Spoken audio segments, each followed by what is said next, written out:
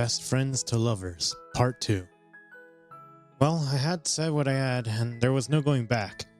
But I was also aware of Otis's nature, and I knew he carried guilt with him, like a lifeline. I'd already let words out of my mouth, and I didn't want to hurt him more than I had already done. It's not your mistake, obviously. It's mine, I thought. Well, this is the best way to cope with the disappointment. From the first moment I knew it wouldn't work. But still, I wanted to make it work because I didn't want to ruin our friendship. He let out a small sigh before he tentatively pushed a fringe out of my face.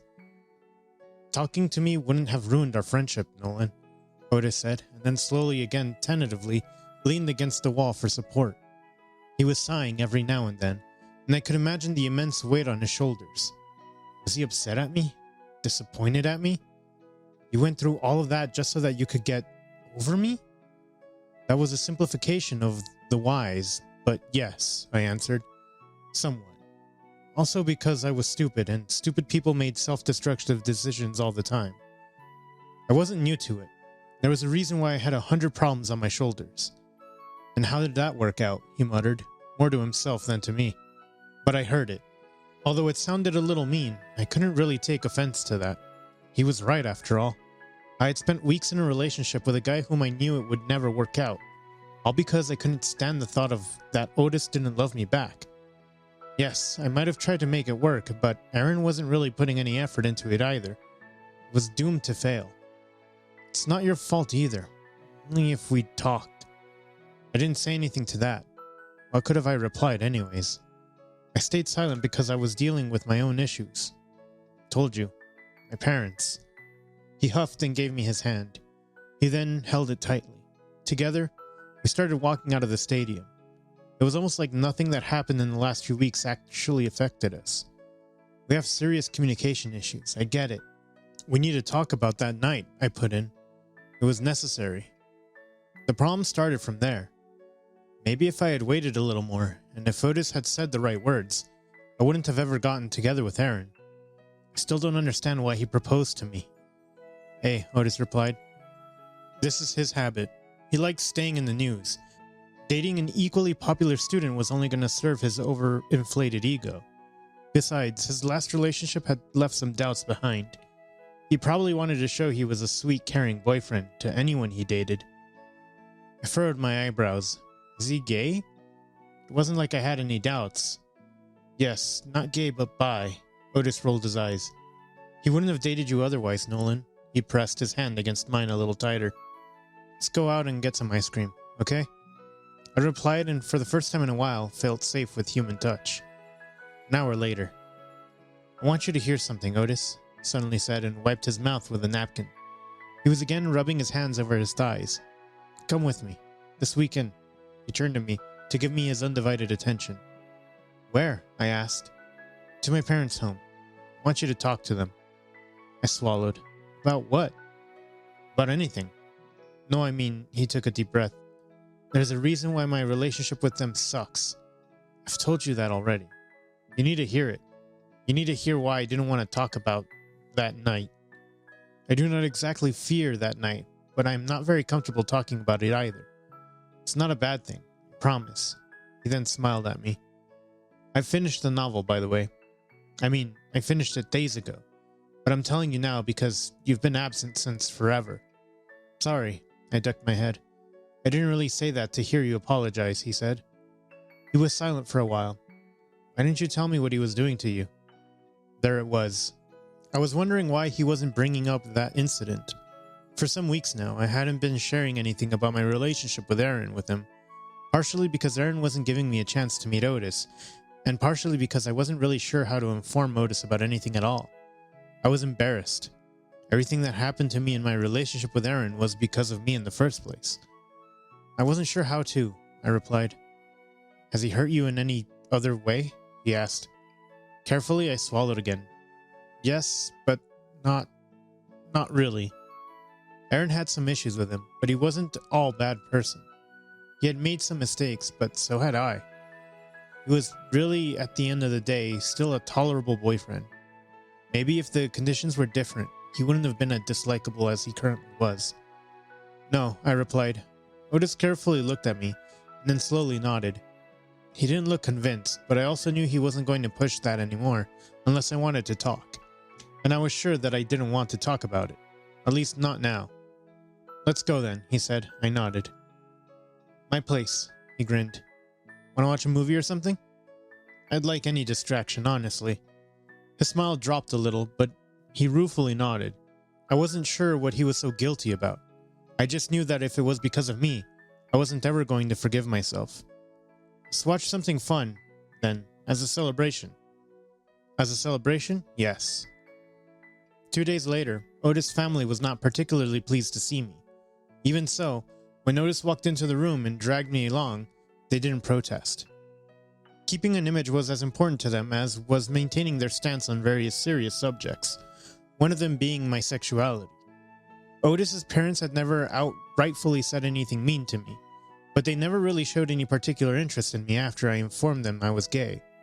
They were, in simpler words, wary and often sarcastic around me.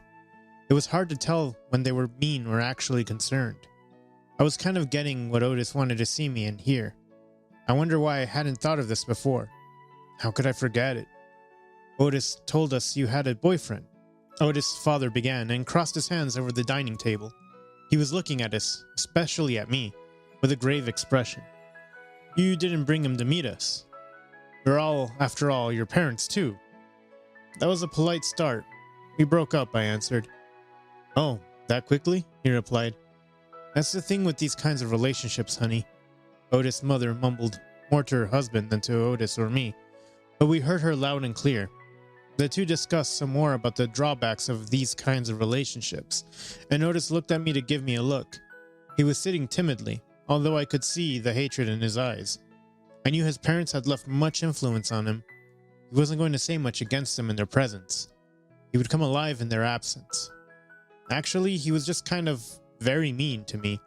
I tried to make things work between us, but it was almost like he didn't care less about that. I wouldn't say I was very keen on that either.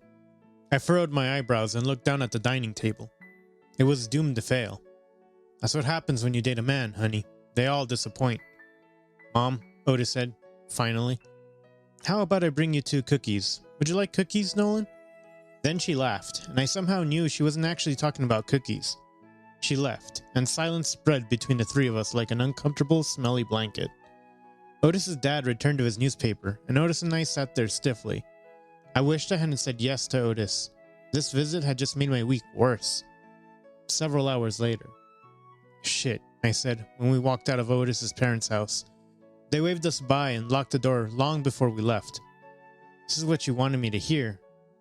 I'm sorry, Otis replied, but you get what I have to hear all the time.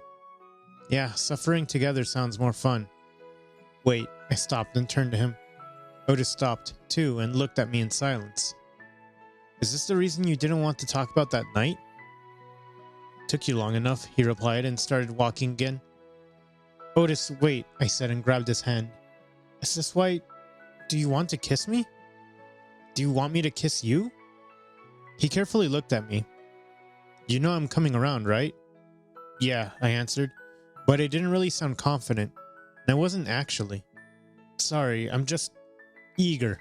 A little. Otis carefully smiled. The smile looked a little teasing, but he didn't make a move to actually kiss me. It was safe to assume it wasn't going to happen for a while. It's not just my parents, it's me too.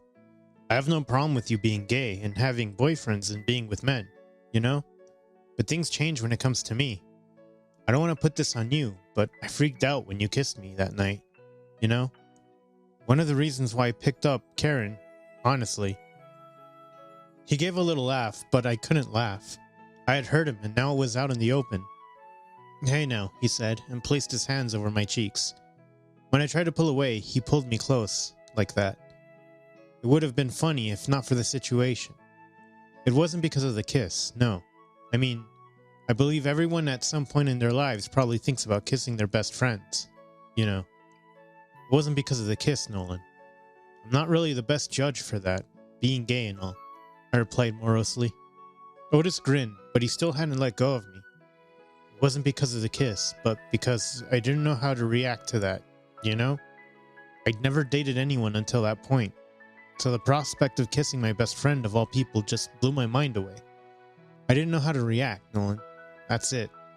There's no correct way to react, I replied. My voice came out squishy, giving Otis hold on to my cheeks.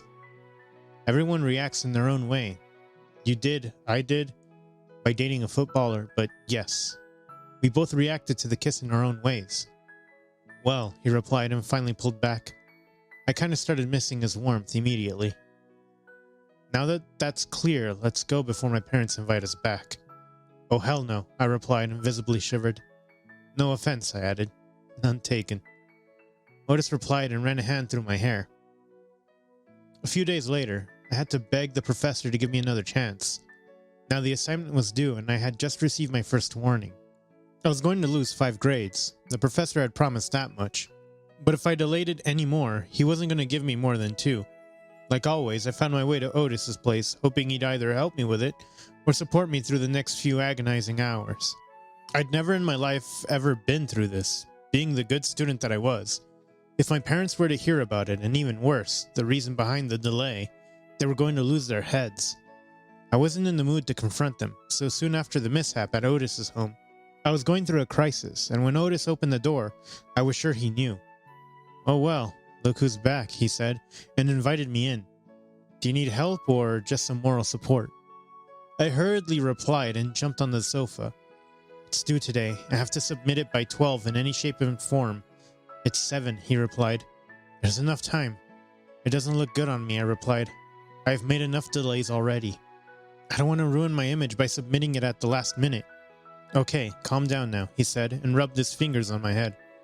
For a moment, all I wanted to do was sleep and forget the reason behind his delay. But every present moment seemed to be a stretch of some past moment, and running away at this time wasn't possible. I will make you some tea. I'm going to take a shower after that. There's something we need to talk about. Although his voice sounded a little serious and grave, I didn't have the time or attention to give it any thought. All right, I replied and sighed. He patted my back and left me in peace. The questions weren't tough, but only because I was keeping up with the recent chapters. Otherwise, I wouldn't have made a single dent even in the first question. Otis was showering, and he had, as promised, left me a cup of tea. After a while, I'd forgotten about it. When Otis finally walked out of the bathroom, with merely a towel wrapped around his waist, I didn't lose my head, although I was glad I wasn't drinking anything. Now we gotta talk, he said, and sat beside me some 10 minutes later. A moment, I'm almost done. 22 minutes later, and I was done with my assignment. When I messaged the professor, he replied that I should submit it right away, and that he hoped I wouldn't repeat this behavior. I promised I wouldn't. He gave me a thumbs up emoji. I dropped my phone on the table and looked at Otis. Go on. It's about Aaron, he said, and his ex-girlfriend, he added. I don't want to hear it, I moaned. You have to. It's important, and it concerns you. He looked a little worried. Okay, what's it about? He sighed. Aaron didn't propose to out you out of interest. He might have had a little crush on you, we can say, but he didn't propose to you for that. It was a big proposal, I replied, in front of a crowd, nonetheless. I get it, but it was all part of the stupid bet. I'm sorry, what? I asked and sat up straighter. I was talking to Leah, his ex-girlfriend, and the conversation eventually moved to your very public breakup. She said she knew it was coming, and I asked her why. She told me there was a reason why Aaron's relationship never lasted more than 2 to 3 months. 5 at most. Theirs was the longest, 7, but that's not all. Besides breaking up with him over his rude and abusive behavior, there was something else, and that was the common thing between you and her. I didn't like the way he was keeping it under wraps. I wanted to hear it.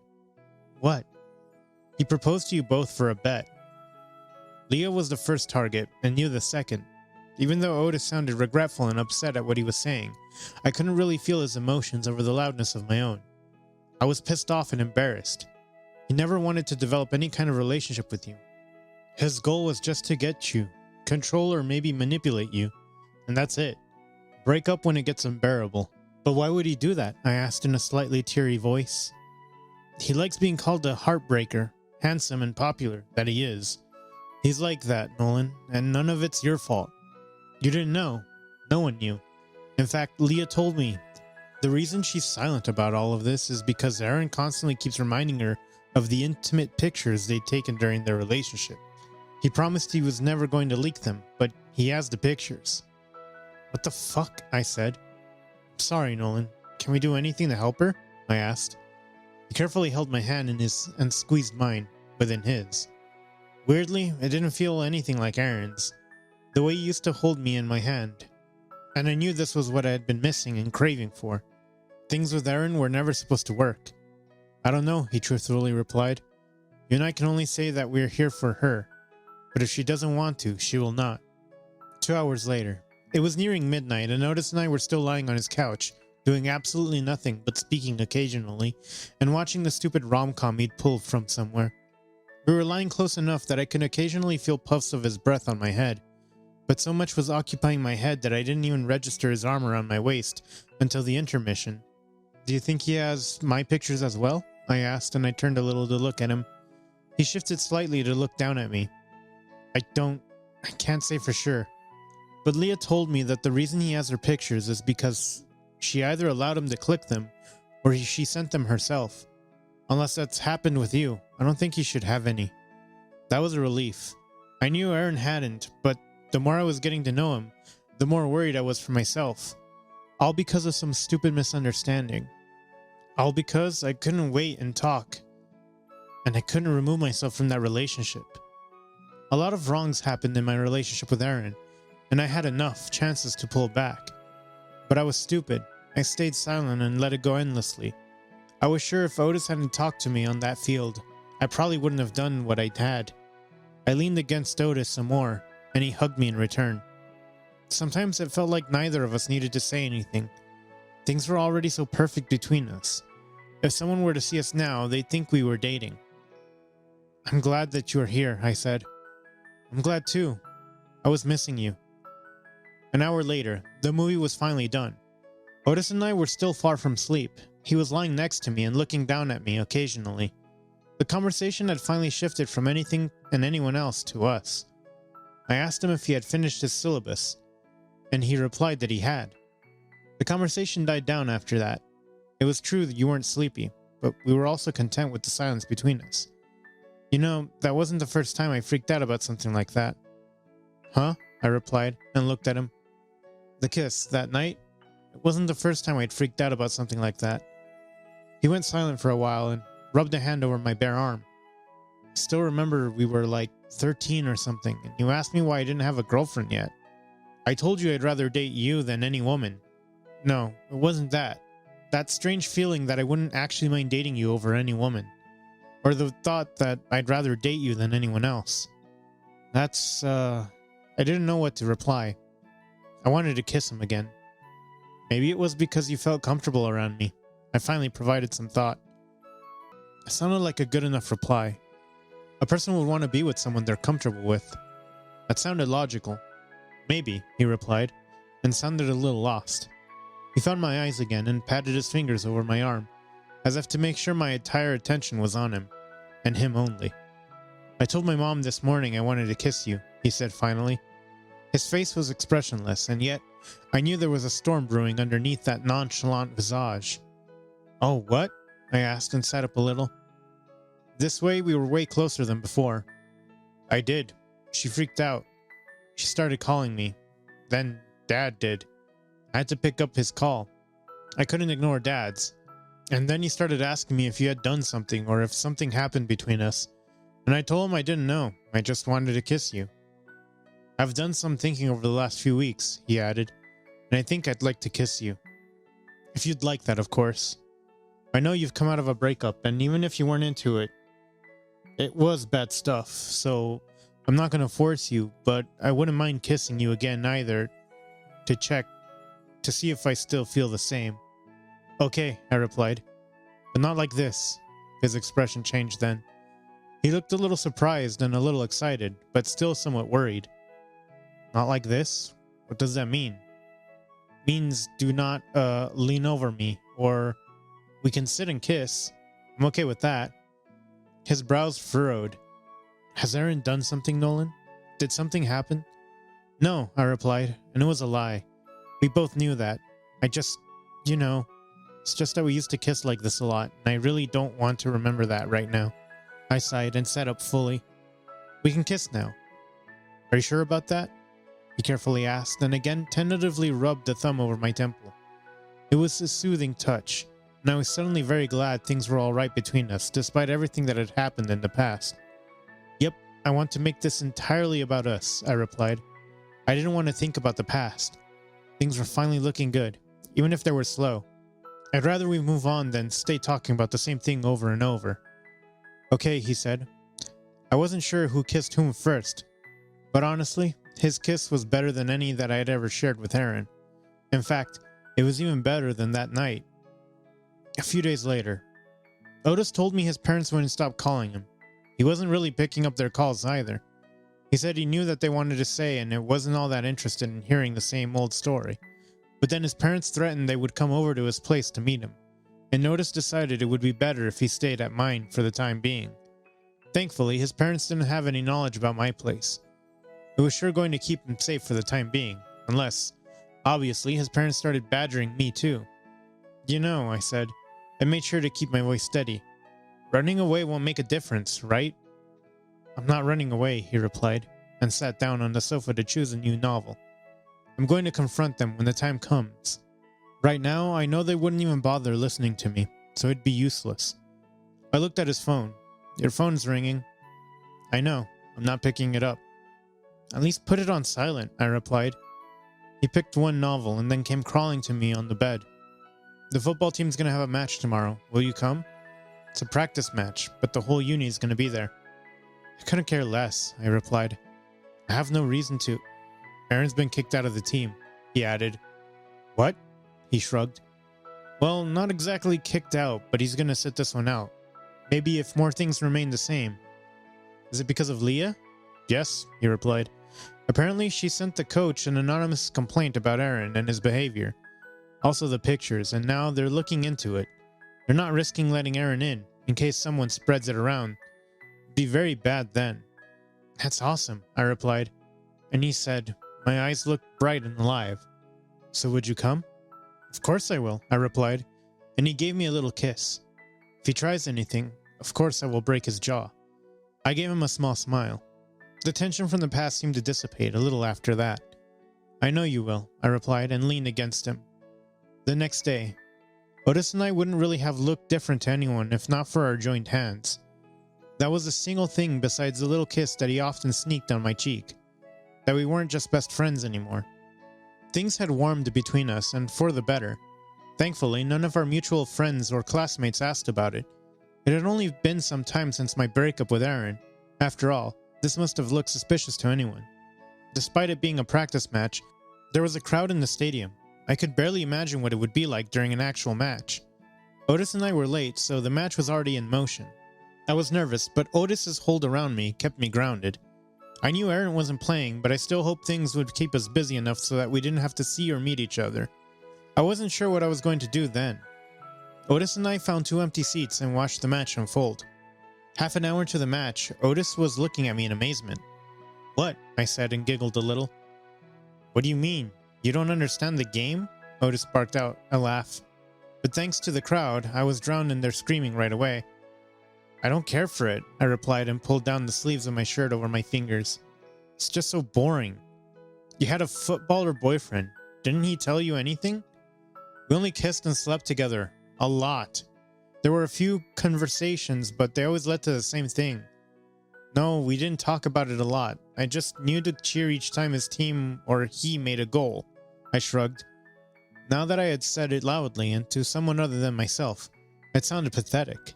I didn't remember ever being such a loser.